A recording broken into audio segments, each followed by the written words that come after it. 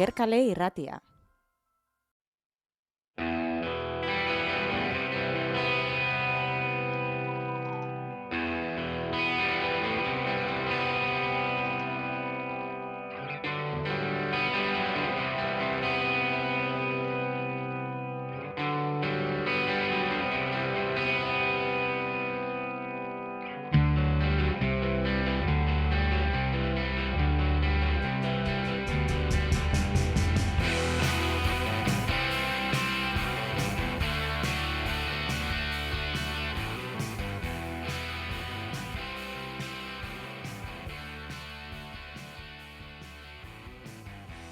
Kaixo eta ongietorri dabilen harria podcastaren lehen saio honetara.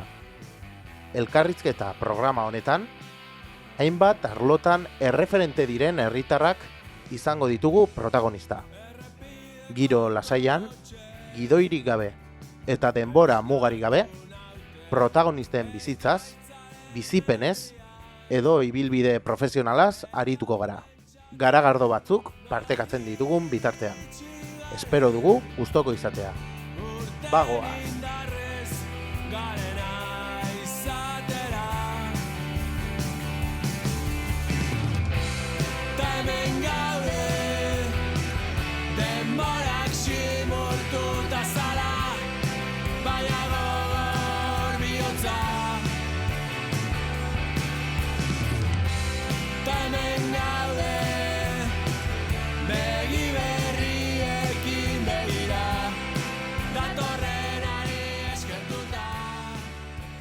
Josu, kaixo, ongietorri, Okerkale irratiko estudio berri honetara, zer moduz?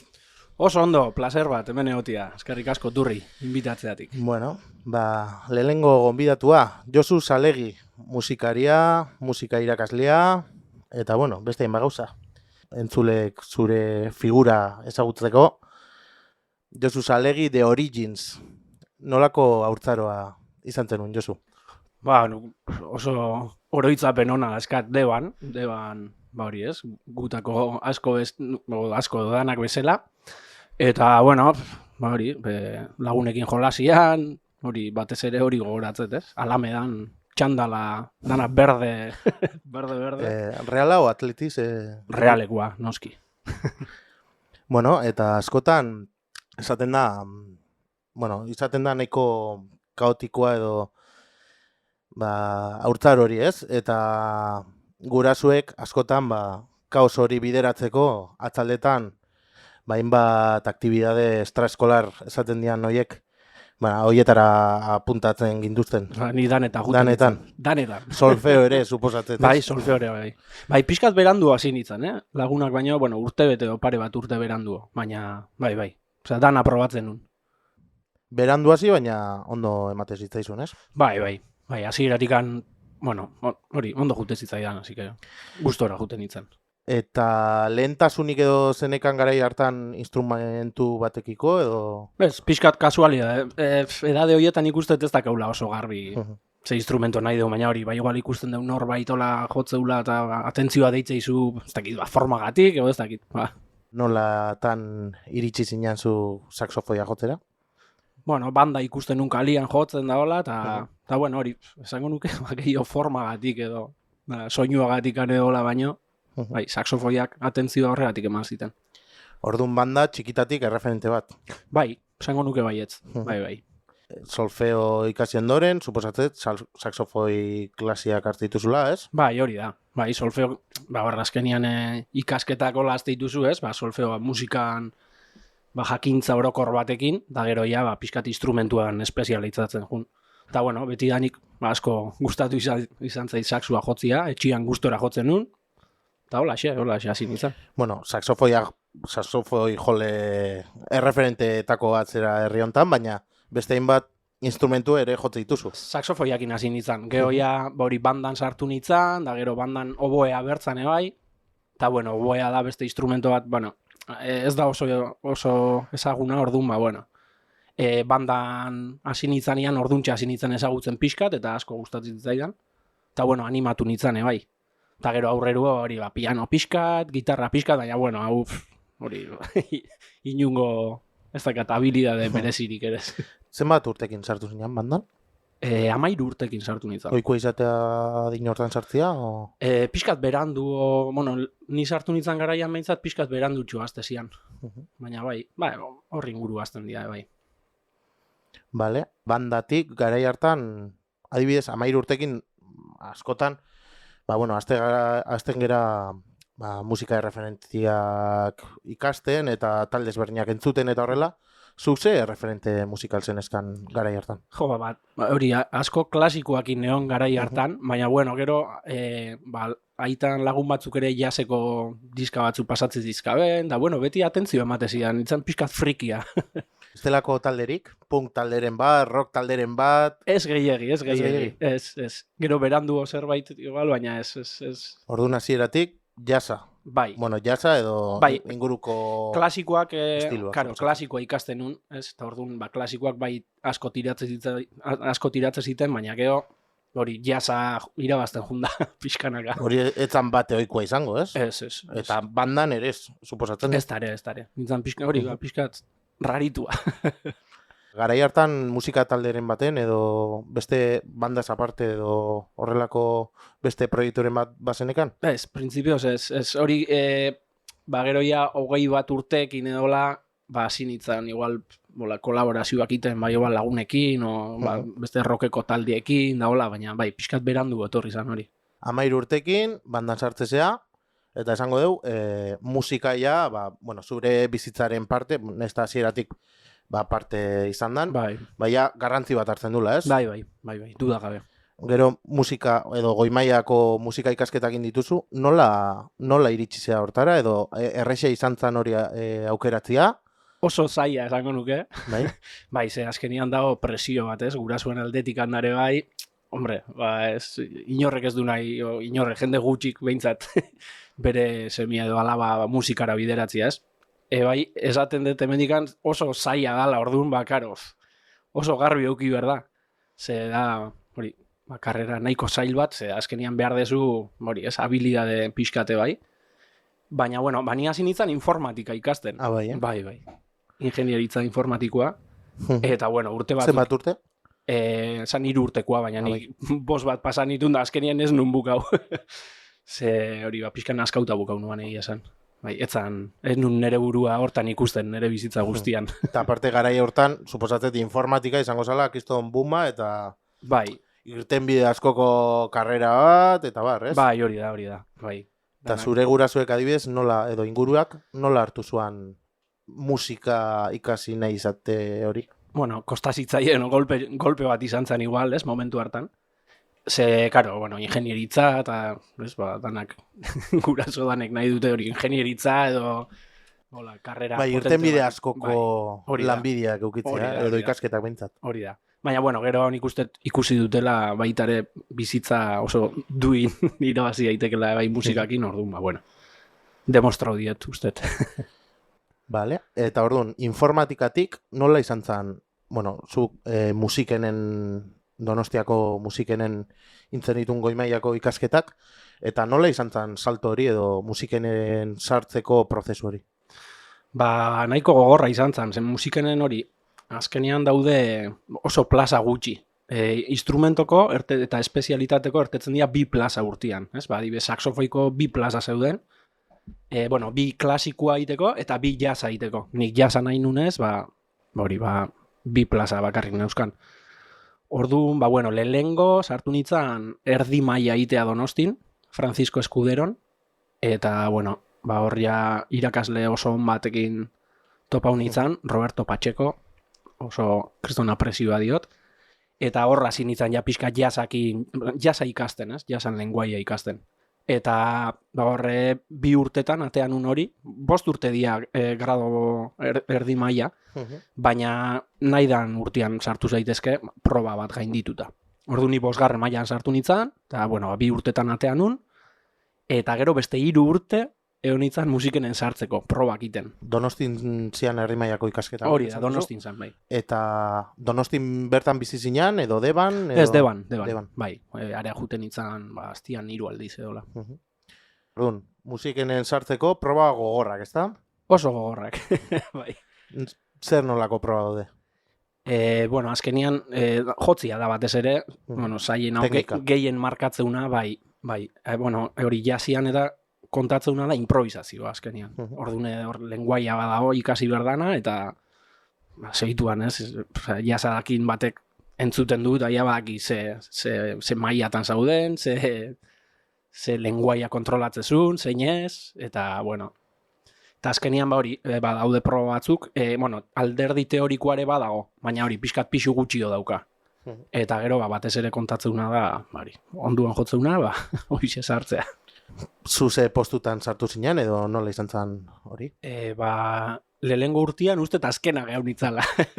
Eta gero bigarren urtean ja gehaun itzan hor, a punto, hirugarren gehaun itzan, bigarrenakin empatauta, baina hori, bueno, dezima batzugatik gehaun itzan kanpuan, eta hirugarren urtean lehengo sartu nitzan. Iruñan ere goi maila dago. Eta hirugarren urtean ja, zan ultimatum, nire burua jarri nion behintzat ultimatum, zan sartzen nitzan, oia beste zerbait eta. Eta hori Iruñan inuan eta musikenen bai, eta bietan lehena gehaun nintzen. Eta horren aukeratzeko. Bai, aukeratzeko ukinuan. Eta zerraitik aukeratu zenun musikene? Nivel gehitxuo daukalako, bai, irakasle aldetikan eta hola, maia nik uste taltutxu hau da hola. Eta prozesu hortan, ze bizipen edo, ze sentsazio zen eskantzuk. Azkenian, hori, bi aldiz saiatu eta lortu ezin debiltzia, zer nolako sentsazioa? Bai. Gogorra da. Osea, musikan zerbait nahi baldin bazuin, hola, profesionalki, hori, hortik pasa berzea. Ordune, ez dago beste ikan, ze grado mediokin, grado erdi mailakin, ez dakazu lan egitekotan gaur egun, ez dago, osea, ez du balio esango dugu. Eta, karo, hortik pasa berzea, bai edo bai. Eta ikustezu hori oso zaila dala sartzeko. Orduan, bueno, psikologikoki pixkat gogorra da, baina, bueno, hori oso argi euki berdezu, eta aurre hain, dana bezala bizitza hontan zerbait nahi dunak, ez, hortara tope, jun berda. Eta nolakoa da musikene? Musikene oso gogorra, baina kriston oroitzapena dakate, bai. Hola, atetik sartu zinean lehenengo aldia, ze ikusi zenun? Osea, musikari batentzat flipantia da. Ze, karo, hori, dakazu, derrepente sartzezea, ez? Da, nire lehen klasia adibidezan, konbo bat. Zer da konbo bat? Hori da, konbo bat da jaseko talde bat. Ordune, zure klaseko, osea, gelakidiak, esango deu, dia, bateri jole bat, basu jole bat, gero ni neon saxofoiakin, pianista bat, orduan, karo, hori, eta, karo, danak kriston maiakin. Orduan, lehengo egunean ja flipa huitezu. Zatezu, ostras, hemen kriston nivela dago. Bai. Kriston nivela, baina zuen artean ze ez dakit gela giro edo ze giro zeon? Oso ona esango nuke, bai. Ze, bueno, horrelako leku baten pentsatu alda, nahiko giro kompetitiboa ere egon aldala, ez? Bai sartzeko prozesuagatik, eta bai ikasketa modu ereduagatik, ez? Bai, esango nuke ez, osea, behin sartuta ez da, kompetitiba hori pixkat galdu iten da. Ze gaina, osea, zu ez zaude beste saxofoilari batzukin, azkenian badago beste saxofoilari bat, bai, kurso hortan, eta beste mailetan, bai, baina egia esan kriston relazio hona neukan danekin. Eta, karo, beste musikariekin, taldekuekin sortzen da kriston feelinga, bai. Ze, karo, azkenian zure... Ez, zure... egoera antzeko baten dagoen jendia dela, ez? Hori da. Bueno, eta... Zu bilatzezuna topatzeute behaieke bai, eta orduan bai, kriston feelinga egotea, bai. Bertan sortu zen xau suposatzen dut, edo xaun hasierako proiekturen bat, edo? Bai, bueno, azkenian, lehengo pertsona ezagutu nuna, izan zen unai, dala gure xauko bateria jolia da. Bai. Eta, bai, lehengo berekin junta honitzen. Eta, bai, hori, osea, etzan hor sortu, baina, bai, horra ziginen ezagutzen danak.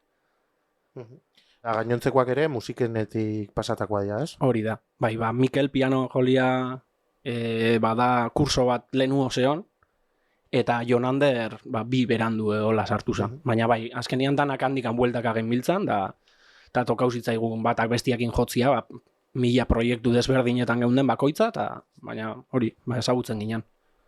No, esan duzu, musikenen daudela bi ikasgai edo bi ikasketa mota, klasiko eta jazza, ezta? Bai, hola da. Eta bakoitzak hasieratik definitzen du nundi dijoan edo nola dijoan? Bai, zuke hori froga itezuia o klasikorako edo jazeako. Bai. Eta bueno, hori, klasikorako daude ia instrumentu guztiak eta jazerako justo jazian ibiltzen dian instrumentuak, bai. Ze harreman zenuten zuen artean, klasiko eta jazz jolien artean pikeren bat edo Bai, ez zagoen kontakto gehiegi esan, Bai. bi espezies berdin? Bai, jazekuakin ibiltze ginean eta klasikokuak klasikokuekin. Gero, bai, lau urte horietan ziar ondia pixkat, ezagutzezu klasikoko jendia da, ez daukaula ezer klasikokoen kontra, noski. Baina bai hori, bakoitzak pixkat gure taldia ite gendun, bai, ez ginean asko nahazten egia esan. Jazza, askorentzat oso, ulerkaitza edo zaila ulertzeko dan musika estiloa da. Amabi notak batera, esateu Sheldon Cooperrek, ez? Ze iruditzen zaizu zuri? Bai, hala da. Osea, guretzat ere, jazz jolientzat ere prozeso bat izan da, ez? Azten ginean, lenguai esaten izuna leno, ez? Karo, jazza hasi zan momentuan jazz klasikoa eta gaur egungo jazzak ez daka zerikusirik. Osea, hasierako jazza esango dut zela klasikoan antzerakuena, ez? Da gero eta disonantzia gehiago jundia topatzen, eta gero eta zailagoa entzuliantzako, nik ulertzet. Azken finean ere, suposatzen dut, jazza, azkenean edozin musika estilotan gertatzen den bezala, ez?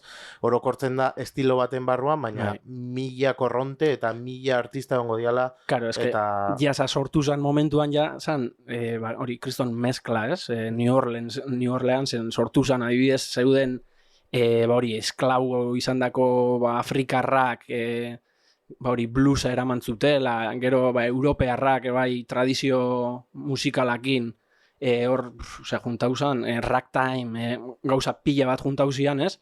Osea, bera jazza bera da, esentzialki mezkla bat danan, musika hori guztian mezkla bat. Eta urtietan zihar, hori junda, musika ezberdinetatikan, fusionatzen. Bai, fusionatzen. Bai. Eta jazza ulertzen ez duan edo zaila egiten zaion pertsona bati, ze musika talde edo ze artista gomendatuko zenioke? Batez ere hori, igual pixkat hastia kronologikoki juntzan bezala jazza, ez? Jazz klasikoenetikan eta hori poliki-poliki belarria entrenatzen jutia, ez?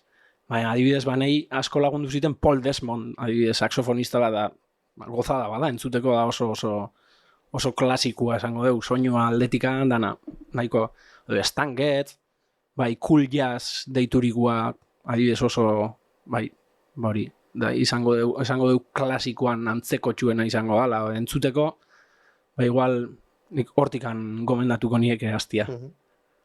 Eta zuek adibidez, xau taldian, erreferentzia aldetik, ze erreferentzia dituzue edo, bakoitzak ezberdina ditu edo... Claro, bakoitzak dazkau gure gustuak, ez? Azkenian jazeko musikariak hori, nola dan improvisazioa eta dan hain zabala asuntua, bakoitza jungea musikari batzuk handikan hartzen, ez? Gure, hori adibidez gustatzen zaizu solo bat ez dakizeinekin duna, etxian transkribatzezu, ikastezu buruz, ez? Hartzezu esalditxo bat eta pasatzezu tono guztitatik, holako gauzak iteitugu. Eta hori bakoitzak azkenian dazkau gure erreferentiak. Baina esango nuke adibidez, bebop edo hard bop aldetikan hartu degula gehiena. Eta hori zer da? Bebop eta hard bop dia bi estilo, jazzan barruan bi estilo, bi garai esango dugu. Eta nola ezberdintzen dira edo nola definituko zenituzke? Bebopa adibidez, hori, jazzian beti ez, beltzek hasi zuten jazza esango dugu, ez, da gero hori txuriek kopia hoite zioten beti. Orduan, bebopa zuten pixkat desmarkatzeko beltzek, ez, eta txuriek joal izateko. Orduan da musika oso frenetikoa, dazka akorde pila bat, oso azkarra, normalian. Eta, bueno, hor Charlie Parker sonauko izua igual, Dizzy Gillespie, nahi jende honek sortu zuan. Eta, bueno, hard bop da pixkat jarraipena horrena, da, gero ontzian beste korriente asko jasan barrua, baina, bueno, pixkat, bai, hard bop ere bebop aldetik handator, ja pixkat lasaitxuagoa izan daiteke, esango deu. Baina bai, gu batez ere hortik antira deun ikuste. Bueno, Josu, saxofonista bat, esaiazu, erreferentia. Asko.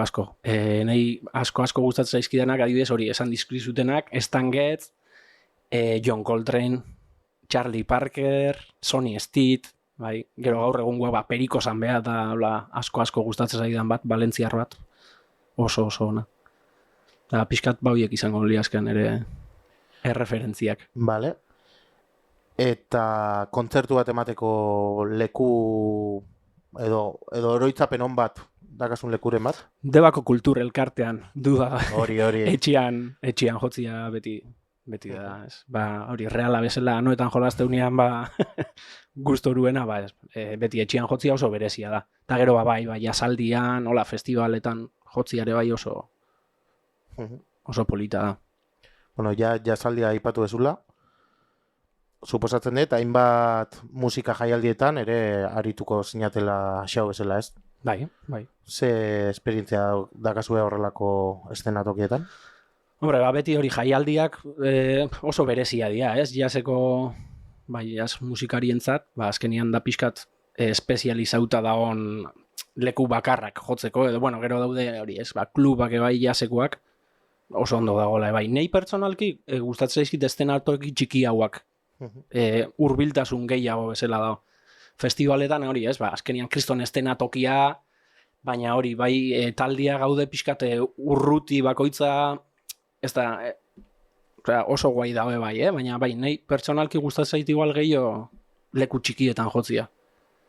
Baina, karo, hori, festivaletan jende askoren gana heltzea, orduan, bai, oso interesgarria da, taldiantzan, noski, hor jotzia. Nola dago Euskal Herriko jazz eszena? Bal dago kontzertuak emateko lekurik, edo nola dago panorama? Gutxi. Dago kompetentzia asko eta leku gutxi jotzeko, baina bueno, eske oso zaila da, bai, ze publiko aldetikan ez du hainbeste jende mobitzen jazzak, orduan, bueno, ez da erreza, ez, karo, lokal bat montatzeunak, jende gutxi mobitzen baldin bada, oso zaila daka egia esan, konstiente geha hortaz, baina bueno, hortako inberda, ez, edukazio musikal hori saiatu egiten, eta bueno, aldan jende gehien erakartzen saiatu, gauzak ondo egin, eta gauzak eskaini. Eta edukazio musikala aipatu ezula, musika irakasle ere bazera. Nola egiten da edukazio musikal hori? Galdera zaila. Nik beti, azkenian beti tiratzet jaz aldetikan pixkate bai, baina bai, azkenian irakasle pila bat eduki ditut, eta orduan, bueno, hori transmititzea generazioka, ez? Zuri erakutsi dizuena, zuk transmititzen jutezea bestiei. Eta hori, ni bai, egia esan hori, jaza beti, saiatzen naiz beti pixkat, gusani hori sartzen, ez? Ikasliei. Eta adibidez, zu ikasle zinan garaiekin konparatuta, ze alde ikusten duzu hezkuntza sistema aldetik edo?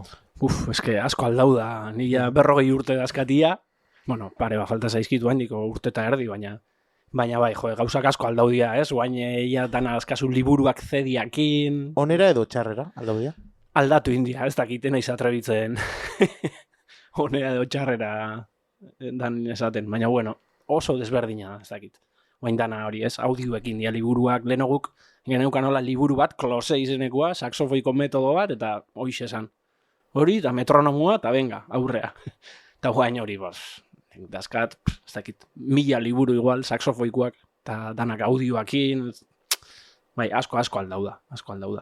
Eta gero hori ez, dakau YouTube, Spotify, 1000 gauza, bai, oso herramienta honak diala, ondo ibili ezkero, kriston herramienta hona dia, eta oso potentiak ikasteko. Bueno, irakasle bezala zabiltza Deban, eta Lekitxon ere, ez? Bai, hori da. Deban da Lekeition, ja, urte batzuk bani joa. Ze ikasgai edo... Ematete saxofoia, oboeare bai, oboe, beti hori ikasle gutxi egoteia, da instrumentoa nahiko ez ezaguna, hola, publiko generalantzat. Eta hori, dazkate ban bi ikasle eta lekeituen beste bi oboekuak. Eta gero ematet baitare kombo, dala, jaz taldea, esan dauna leno, improvisazioare bai, solfeore bai ematet, hala, lagatzeia bena. Eta ibidez, improvisazio klase bat nola prestatzen duzu? Ze irakasten da bertan? Hori, ez da pixkat lenguai aldetikan, karo, hasi zanean jasa, nola improvisatzen zuten, zer rekurso ibiltzen zituzten harmonikoki, ez? Pixkat hori, rekurso horiek erakusten jun pixkanaka, hasieran hori, eskalak, arpegioak, ez? Gero, denborakin esan deten bezala disonantzia gehitzen juntzian, disonantzia horiek nola sartu, da prozesu bat, azkenian da nahiko naturala prozesu hori, Aztezea hori gauza oso simpletatikan, oso esango duk, klasikoak, klasikoan zeuden gauzetatik, eta ja, hori ja behin ikasita, aztezea pixkat, jazian, hori, urtiedan ziar jundian aldaketatxo horiek ikasten, edo. Eta zenbat urtetako jendeak azu klasien? Danetik. Dakate hori azten dira 7 urtekin, eta eukidet 78 urteko gizon bate bai. Klase berdinean edo no? Ez, banakako klasean izateia bai. Normalian, solfeo ezik eta kombo izan ezik, beste danak banaka izateia. Orduan, dakazu, danetik, azkenian. Bai. Zer nolako nivela dakaude ban? Danetik pixka dakau, ez? Baina, hori horrokorrian nik uste, hori, ikasliak eta 1000 gauza dazkabela eta orduan, zaila da gaur egun inor hori musikan oso sartuta egotia, ze dazkabe beste 1000 gauza, batez ere futbola. Baina, azkenian daude batzuk hori pixka gehiago tiratzeutena, bestia pixka gutxio, baina, orokorrian, nik uste, ondo dijoala. Bueno, eta musikaz pixkat itzein dugu, baina esaia zu, Josu. Ze beste afizio askazu? Musika bakarrik ez da izango, ez? Ez, edo zein pertsona bezala, ez gauza gehiago gustatzen zaizkite bai. Ez dakit asko landaria gustatzen zaizkit, bonsaiak eta hola. Eta, ez dakit, sukaldian bai aritzea, pixkat, bai, Bonsaiak, Bai. Beti atentzioa mandia, txikitatik, bai. Eta, asko gustatzen zait, asko relajatzen hau. Nola da bonsai bat zaintzea, ze egin behar da? Batez ere bizirik mantendu, hori da importantiena. Baina, ez dakit horre, teknika asko daude. Bai, hori oso flipantia iruditzen zaitez, landariak dazkaben gauzak, ez? Zer nolako landariak dauzkazu bonsai moduan? Danetik. Dazkate txian igual, 80 zuaitz mota ezberdin. Terraza hona dakat, eta orduan, hori gustatzen zait. Ze zuaitz mota? Ez dakit, aritzak, asko gustatzen zaizkit astigarrak arziak, japoniarrak batez ere. Ez dazkat pinuak, juniperuak dira, sabinak eta enebroak eta hola. Asko gustatzen zaizkite bai, ez dakit danetik dazkat sagarronduak, pikuak, fikusak, piku ondua fikusa bai. Bai, ez dakit, hori, 70 bat zuaitz espezie ezberdin eukiko ditut etxian. Orduan jardin botaniko bat. Bai. Fruta ere ematen dute edo? Bai. Dazkat, sagarrondo bat adibidez guain bertan dago lorakin oso polita. Da, emateitu zagar txiki-txikiak, bai, oso... Danetik pixkat. Afizio kuriosua. Bai, pixka frikia naiz, bai. Eta besterik, beste afiziorik? Ez dakit, azken aldian sukaldiak ine, bai, asko gustatzen zait. Bai, ez dakitola errez eta pixka danetik anitia. Eta gero jatia. Baina hori aita izan naiz, da, hori, embarazuakin eta esateutez, aitak ere, kiluak hartu dituztelara, nik hartu ditut batzuk, Nola da aita izatia, venga. Bai, movida bada, Bai, bizitza asko aldatzea. Batez ere lo nahiko gutxi, bai, eta hori, siesta inberta olako gauzak, baina, ondo, oso pozik. Oain aita zehala, suposatzet, txikitatik, jazz eskuntza hortan arituko zehala, ezta? Bai, bueno, azkenian musika hezkuntza dakan gauza honetako bada, hori nahiko erresa dala, ez? Entzutiak bai ja, osea, hori ba, hezkuntza hortan sartzea. Eta, bueno, bai, nire alabak entzuteu inorrek baino jazz gehiago nik uste. Ulertu ez dakigu, baina entzun, seguro. Bueno, baina ez da, ulertu berrikan ere entzuteko, ez? Bueno, bai, asko entzuteu. Nire emaztiak bai jazz pila bat entzuteu, ni baino gehiago esango nuke. Beraz, bai, hortikan musika asko entzuteu. Nola uztartzen dira lana, zuzeneko emanaldiak eta itatasuna? Karo, ni guain aitatasun baimenakin nago, orduan, bueno, lanian guain dikanen naiz hasi. Orduan ikusiko deu, lanian hasten naizerian beste asunto bat izangoa.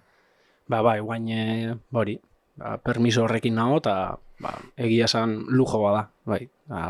Asko disfrutatzen nahi naiz, eta denbora hori eukitzean nire alabakin da emaztiakin nahoteko. Esan desun bezala, zure emaztea, Erika, oso jazalea, ezta? Bai. Ni baino musika gehiago entzuteu, jazz gehiago justo. Bai. Eta, bueno, ez dugu ezer esan, baina Xau taldeak diska bat grabatu du, gerokoak izenekoa. Hori da. Oin promozio tarte bat lagako izut. Bai, danak entzun, Entzun eta zedia erosi, suposatzen. Baitaren, nahi baldin mazue, ondo dengo zan. Eta nola erostea zedia? Bueno, internet bidez, edo honena, ni ezagutzen manazue, zuzenian nahi eskatu, eta nik etxian dazkat pila bat, orduan, eta merkio da interneten baino, eraz bakizue. Eta diska hortan, Erika izeneko abesti bat. Bai. Azkenian hori, idazte dituten abestiak gehienak, dia norbaitentzat, edo norbait eskainita. Eta noski, nire emaztiai eskaini bernion bat, eta nahiko txukuna gerau da nik uste. Eta zer gehiago aurkitu dezakegu CD hortan? Pixkat, azkenian taldian laugea, eta bakoitzak, bueno, abesti gehiena dia unaienak eta neriak. Eta gero Mikelek eta Jon Anderrek bakoitzak beste abesti bat aportatzeu diskortan. Hori, pixka danetik dago. Danetik dago. Baina hori da, gehienak dia hori lagunei edo gurasuei edo emaztiei eskainitako abestiak. Hortaz, suposatzen dut oso arroza betela emaitzaz, ez? Bai, esango nuke baietz. Bai. Nolako izan da grabaketa prozesua eta CD bat edo disko baten atzian zenbat lan dago? Disko honen atzian lan pila dago. Egia esan hori, guk gehatze ginen astero, azken aldian ja pixkat gutxitxuo, zailtasuna dazkau geratzeko, baina bueno, urtietan ziar egon gera astero gehatzen, ez bada astero, hori, frekuentzia haundiakin. Eta bueno, hori jotzeko, ez gendun pentsatzen ezer grabatziare, baina azkenian, bueno, ja hainbeste denbora guaz alkarrekin jotzen, zan gendun, zehose grabau berko dugu, ez? Eta hola, erabaki genuen grabatzia, eta itzein gendun unaien anaiakin, dela teknikaria, eta hori, Bilbon lokal bat alkilau genuen, eta pare bat egun grabatzen egon ginen. Hori, grabau genuen, leno grabatze zian bezala diskak jaseguak, ez? Zuzenian, osea, sin trampa ni karton, ez dateana. Hori, abesti bakoitza 2-3 aldiz jo, eta toma onenakin gerau edo, bueno, onena azkenian, ez? Bakoitzak, bakoitzak toma bat ikustezun beretzat, osea, bere papela hobeto zeona, baina, bueno, azkenian, bueno, ez dugu inungo arazoikan eukita, bueno, hori, toma honenak legitza genitun pixkat danen artean erabakita, eta hola, izan da, pixkat, hori 11 abesti grabo genitun 2 egunetan, orduan, bastante frenetikoa izan zen. Eta aurretiazko lana, nola izan da sorkuntza prozesua eta... Hori, bakoitzak, jasian azkenian, bakoitzak eramateu bere abestia. Eta hori ensaiotan probatzea, eta hola, eta bueno. Eta bidez, bateri jole batek nola konposatzen du? Igual. Igual. Azkenian, musikenen berdin dio bateria jolia izatia, ez? Hor pasa berdezu beste dana pasatzeian lekutik. Harmonia dana, osea, jakin berdezu, bai. edukazion auditiba delakoa daue bai, dela oso gogorra, ez, ba, entzuten da jakin, ba, zea jotzen, edo lako gauzak, bai, azkenian bateri joliak, bai, horti pasa berdia, berdin. Orduan, bai, musikaria dia, baita. Diskoa autoekoiztua, ezta? Bai, osea, grabo genuen, eta gero baia masterra bialdu genuen diskografika ezberdin eta, bueno, Gaztelupeko txakin atea dugu, baina bai. Nola finantzatu ezue, diskoa? Osea, guk bakoitza gure poltsikotik. Oikoa izatea jazz munduan, edo... Bai, normalian bai. Bueno, gero crowdfunding eta iteute, baina, bueno, ez gendun nahi. Osea, argi genukan guk nahi gendula... Bueno, hortaz aparte ere zuzenekoetatik ere suposatzen dut, zerbait bideratuko zen dutela bai, hori da. grabaketa gastuentzat, ez? Hori da, bai. Nolakoa dia Xaun zuzenekoak? Bueno, jazia no, hori da, pixka jasan magia hori da, zuzeneko bakoitza ezberdina da. Eta sentsazio oso ezberdinak, egun batzutan pixkat inspiratu hau zaude, eta bestetan pixka gutxio, baina bueno. Baina, hori ez, azkenian beti lortu berdezu ez izatia, ez egoti aldaketa asko kontzertu batetik bestea, ez? Ba, maila bat nahiko establia izatia, ez izatia egun baten kristona eta hurrengoan oso flojua. Orduan, baina, bueno, bai, hori, osea, kontzertu bakoitza mundua da azkenian, da gauza desberdina pasatzeia, eta... Orduan, improvisazioak tartea daukazuen kontzertuetan, ez? Bai, guztiz. Bai. Karo, a ber, jazen struktura normalian izateak zukotzezu abesti bat, ez? Da, abesti horrek melodia batek atzetik harmonia badaka. Eta gero, soluak irekitzen dira, ez? Soluetan zer da, harmonia bera, baina melodia hori gabe. Orduan gero, bakoitzak melodia hori asmatzeu. Baina hori, baseare bai, asmatu itea, osea, momentuan improvisatu itea. Orduan, hori, eske... kontzertu bat baino lehenu ez dakizu nora jungoan kontzertu hori, ez? Orduan, pixkat hori da, bai entzuliantzako eta bai musikariantzako oso irekia da, orduan, bueno, nei asko gustatzen zait hori. Ez jakitia nundikan artengoan asuntua, ez? Gaur bezala pixkat. Bai. Bueno, eta ze ezberdintasun dago adibidez, Xau bezalako jazz talde batekin jo, eta debako musika bandakin kaleti jotzian artean. Zer alde dago? Bueno, horre, izango litzake pixkat klasiko eta jazzan bi modalidade nahiko desberdin dira. Azkenian klasikoan irakurri iten da, orduan, ezke da oso desberdina. Da zerbait imaginau da poema bat irakurtzia edo poema bat idaztia momentuan, ez? Pixkat hori izango litzake diferentzia, baten hori momentuan sortzen zaude eta bestian irakurtzen zaude. Pasa daiteke danetik bai, baina bueno, pixkat hori izango litzake. Orduan, debako musika banda kaleti jotzen dijoanean irakurtzen doaz? Bueno, irakurtzen edo bai, idatzita dagoen zerbait jotzen, ez? Eta jasian, ez, zaude jotzen, bueno, zaude hori, momentuan asmatzen, ez? Momentuan konposatzen, izango du. Orduan, haize bolada bat baldin badator eta partiturak pikotera baldin badi joaz, ze pasatzea? Horre, buruz jakin daitezke partiturak bai, ez? Baina, bai, karo, ez baldin makizu buruz, arazoak. Suposatzet, hainbat anekdota ere eukiko dituzula debako musika bandan izandako ibilbideakin lotuta, ezta? Bai, asko. Asko, karo, 15 urte pasan itun, beraz. 15 urte? Bai, 15 urtetan gauza asko pasatzeia. Bai. 15 urte debako musika bandan, eta suposatzen dut, 15 urte horietan, adin ezberdineko musikariak ezagutuko zenituela, ez? Bai, klaro, horre, beti gaztia juteia sartzen, ez? Da, nagusitxuenak, lagatzen juteia. Eta orduan, bizitza dan bezala, ez? Azkenian hor jendia juten berritzen, eta relazio asko eta oso onak inditut debako bandan. Debako musika bandaz aparte ere, Jazz Esblai Jazz Festivaleko ere antolatzaileetako bat zara, ezta? Antolatzaile taldean zabiltza. Bai, Alex Turriasekin batera. Bueno, oso ondo. Bai. Ez, leheno esan detena, ez? Azkenian, jazz musikariok pixkat, zai hau bergea, jazz kultura eskaintzen, ez? Eta orduan, nire nire objetibotako bat zan, deban jaialditxo bat prestatzia jasekoa, eta bueno, nik uste txikia da, baina oso txukuna iten deula, ez? Maialen Tellabide, Iñigo Ruiz de Gordejuela, bueno, baditugu hainbat herritar jazz munduan sartuta, ezta? Bai. Lujo bada, deba hain txikia izateko, azkenian, jazz munduan, guain dala urte batzuk etzen, ia inor, Euskadin zian laukatu. Eta, bueno, pixkanaka ez, musikenekin da, eta, bueno, hortikan ertetzeian irakasliak, pixkat zabaltzen nahi da asuntua. Eta suposatzen dut ere, beraiekin harreman ona daukozela, ezta? Bai, oso ona. A ber, azkenean musikariak ber ditugu inguruan, ez?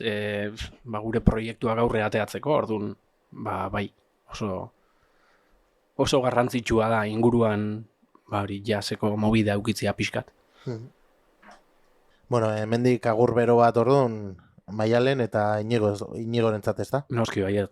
Eta, bueno, adibidez dago Jesus Pérez bai, musikenen bajo elektrikoa ikasi duna, beste bat, hola jazzeko munduan da ona, la mafia del jazz.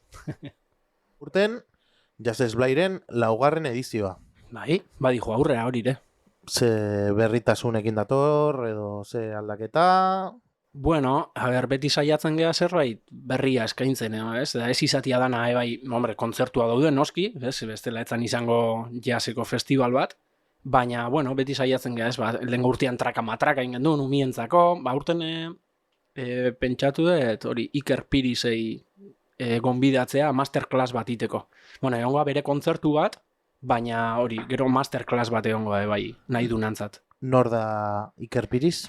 Bueno, Iker Piris da Tolosako gitarra jole bat, hori bluesean espezializauta da ona, egia esan da oso ona bluesean da referente bat. Bueno, eta horrelako nibeleko artistez gain, suposatzen dut ere, blues tailerra edo herriko musikariekin, maila guztietako musikariekin, eman aldiren bat edo ere egingo dala, ezta? Bai, hori da, urtero iten deu, beti lehengo Jazz Esblai intzanean, hori, pentsatu nun tailertxo bat itia bluesekoa, ez? Edo zeinentzat, eta, bueno, nik uste oso ondo egon zala, jendia oso gustora gehauzan, eta, bueno, urtero iten dugu, hain. Eta, bueno, azkenian gehatzen geha azte bukera batzutan, eta, bueno, juten geha bestitxo batzuk montatzen hola, eta, gero, hori, Jazz Esblaiko lehengo egunean, gaztetxean, normalian, izan dugu hori. Kontzertutxo bat, hola, danen artian, da gero jam sesion bat. Jam sesion azkenian da, hori, ez, nahi duna igotzea, eta besti, eta parte hartzen du jotzen. Eta nivel aldetik, nivel jakin bat euki behar da, bertan parte hartzeko, edo... Ez, interesa aukitziakin nahikoa da. Azkenean interesa baldin badakazu, area gertu, eta tailerretara gertu. Nivel minimo bat. Bai, minimo bat, bai. A ber, adibidez nien naiz gitarrista. Ez, hori, ezin dut, zerbait bai, baina ezin dut gitarran asko sakondu adibidez, edo baterian, oain gutxio. Orduan, bai, nivel minimo bat, bai, baina... Hala ere, esango dugu, taldean babesa badagola. Hori da. Eta hemendik, dei egiten diegula, herriko edo inguruko musikariei. Bai, noski baiez, danak, danak ongi etorria zeate, eta animatu etortzea, ze, nik uste dut esperientzia badala, eta hori, ez baldin maezu gehiegi ezagutzen, gehiago dakazu ikasteko, orduan gaindik arrazoi handiago dakazu etortzeko. Debako jazaldiaz aparte, ze beste emanaldi edo beste proiektu dituzu eskuartean? Bueno, oaingoz nahiko flojo dago asuntua, itxita dakaun bakarra da jazaldian xaugukin kontzertutxo bat, jarri dute estenatoki potentia eta ordu potentia, larun bat amarter ditan Frigon Donostin, beraz oso posi gaude. Guain euki dugu selekzioko prozesua eta hartu gaituzte, beraz oso harro gaude. Lehenengo aldia jazaldian jotzen dezuela edo? Ez. Hau 3. edo 4. aldia izangoa. Bai. Eta zer nolako esperientzia da horrelako festivala hundi eta referente baten jotzia? Hombre, guai dago, Azkenian kriston kartela dago eta zu zaude hor erdian, ez? Azkenian jende oso potentia eta xau hor tartian, ez? Bada. Eta urduri? Ez, egia esan ez. Ez, ja, urte batzu bagoaz asunto hontan, da, ba, hasieran bai, hori dadanean bezala, ez, ba, gero eta kontrol gutxio, ba, gero eta urduritasun handio, eta ja urtia pasatzen duazen bezala, ba, pixkat asentatzen jute hori dana, eta da, gaur egun ja ez naiz hain urduri jartzen. Bueno, Josu, eta amaitzeko, zer eskatzen diozu etorkizunari? Ba, bueno, guain bertan nahiko ondo iruditzen zai dijoala dana, orduan, ba, bueno, aldaketa gehiagirik ez egotea. Kontzertu asko, eta hori batez ere, bai, jotzia. Musikariei gustatzen zaiguna batez ere da kontzertuak ematia. Orduan, ba, bueno, kontzertu asko hortetzia, urte batzuk nahiko kaskarrak egon dira, eta, aber, ba, pixkat buelta ematei jaun, eta ber jasan asuntuai, bai, bueltatxo bat ematen dion, da pixkat, ba, jutean indarra hartzen jasa, ez? Bueno, Josu, eta amaitzeko, elkarrizketa honekin amaitzeko, topa ingo dugu. Eta gaurko gonbidatua zuzeanez, ba, zuri dagokizu topa hori zerren alde dan erabakitzia. Zerren alde ingo dugu, Josu? Bueno, ba, dabilen harriaren alde, kultur elkartean alde, eta okerkale, irratian alde. Aber, urte asko, Bueno, ba, topa. urte askotan jarraitzeuan. Topa. Hori. Haupa. Bueno, haupa.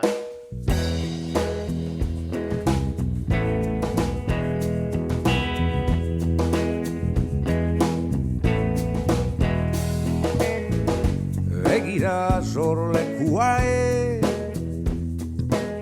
zertan da neure herria, zenbat lagun biziote ziren mundu honekin batein da.